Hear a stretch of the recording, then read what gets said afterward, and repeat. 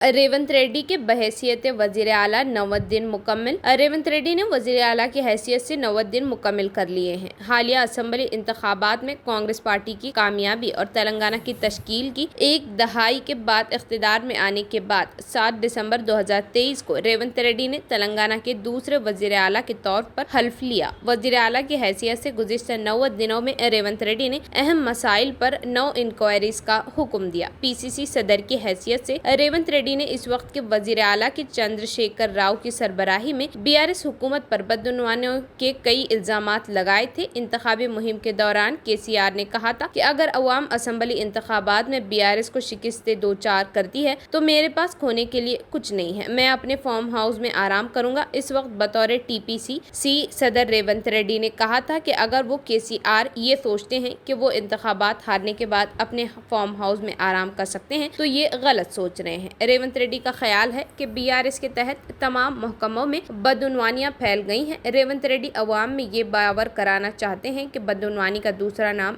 BRS है। वजीर आला का ओहदा संभालने के बाद रेवंत रेड्डी इस समत में कई एक के बाद एक कदम उठा रहे हैं। रेवंत रेड्डी को शुबा है कि सेक्रेटरिएट की नई इमारत की तामीर, शोहदा की यादगार की तामीर और 125 फुट ऊंची BR अम्बेडकर मुजस्समे की तनसीब में भी बदउनवानी हुई है।